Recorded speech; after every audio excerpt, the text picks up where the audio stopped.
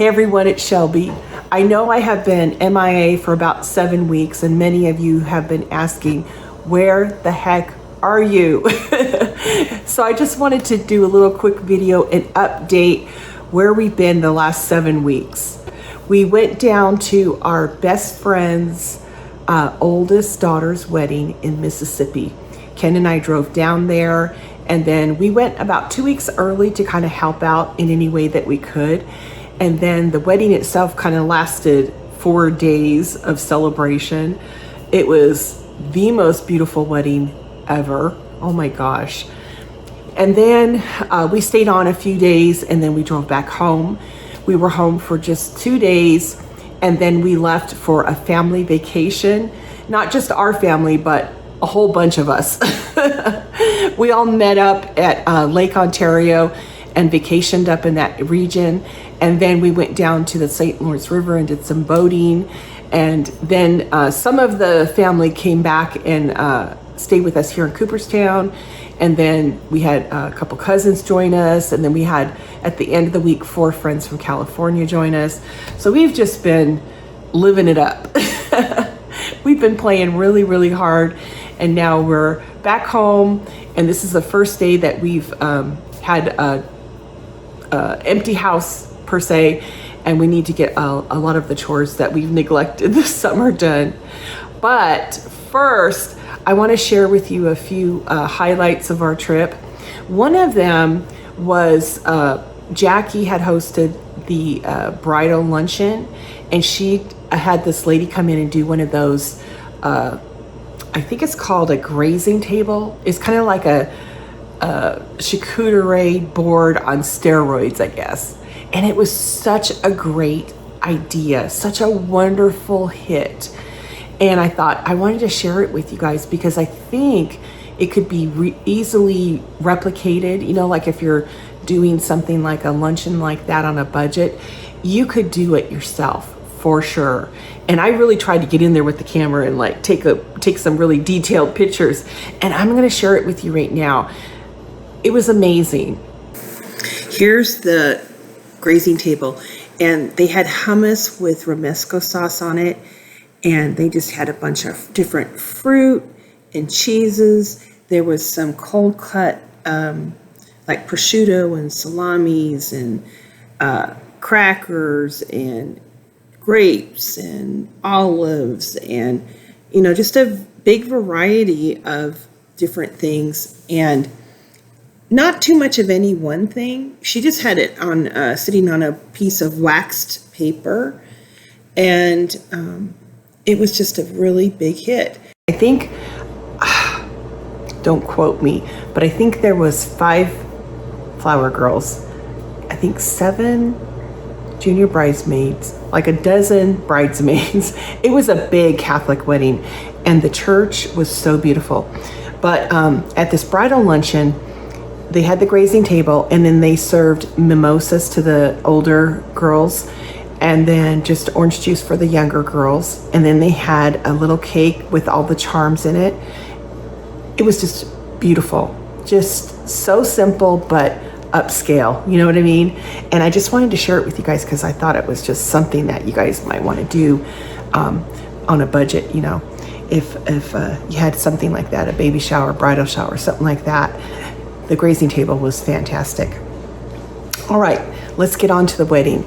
Now, some of these pictures I can't claim were my own pictures that I took. I took a lot of them, but we had a shared account that family and friends and everybody at the wedding, photographer, that kind of stuff, kind of all put the pictures there. So it's kind of like I sampled a little bit of everybody's pictures to do this next little clip, but it's gorgeous.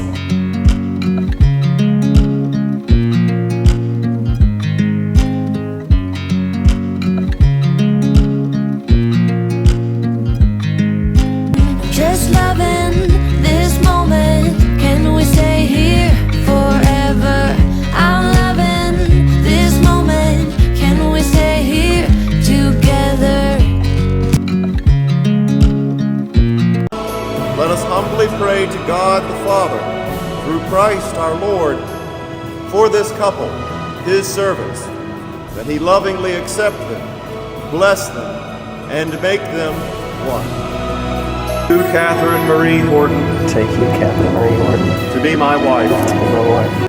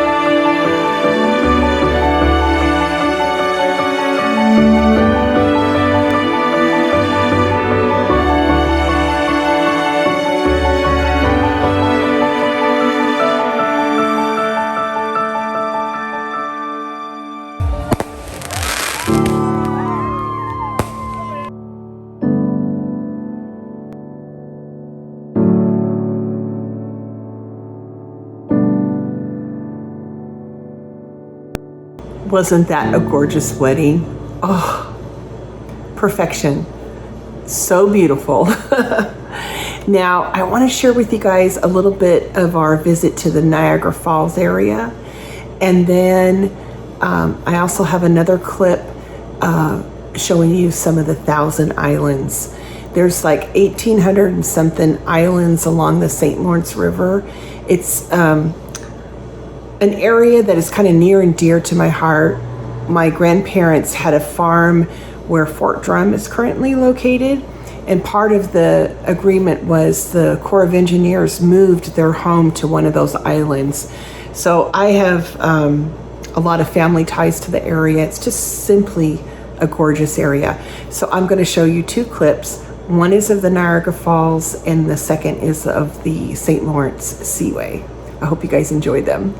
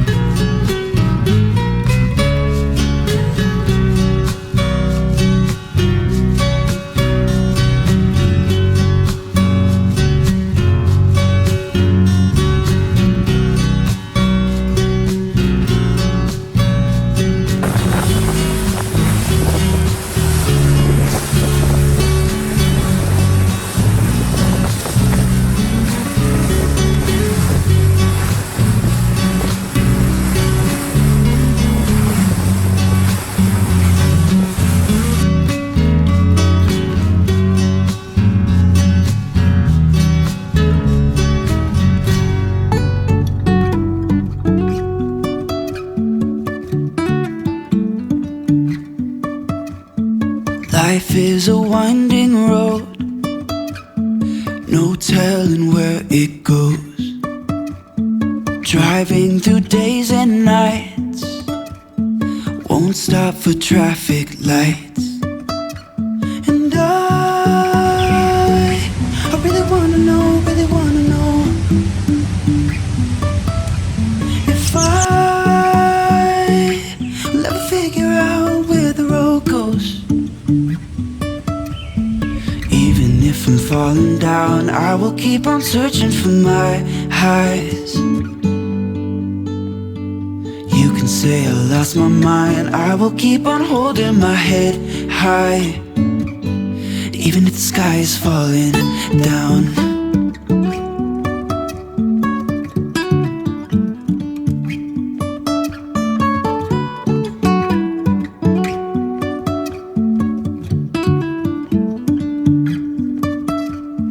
Jumping from cliffs so high, trusting our wings to fly. Sometimes we're crashing down, but we get up and start from the ground.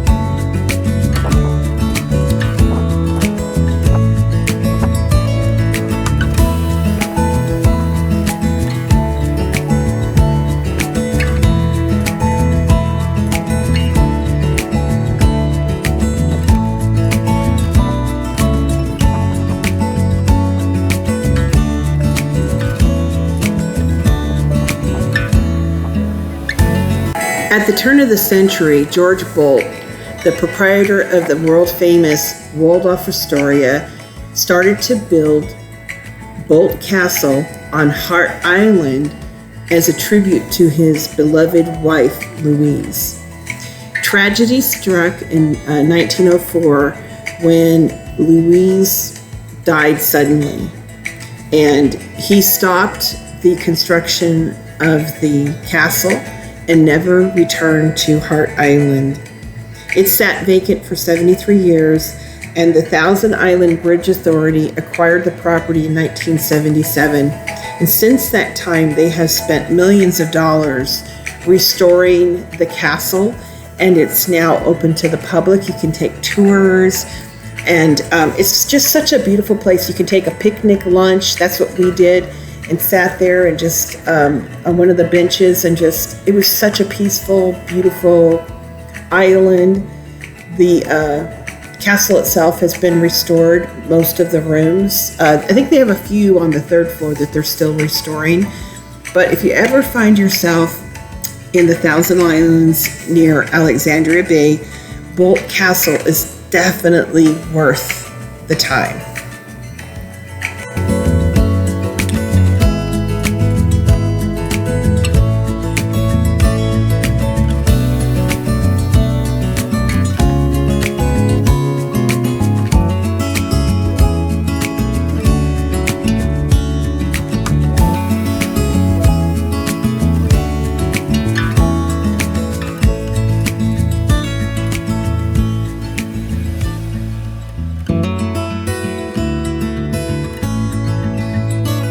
Well, that's where we've been the last 7 weeks, and I just wanted to bring you guys up to date, and I'll be back doing videos from now on. All right, I'll see you in the next one.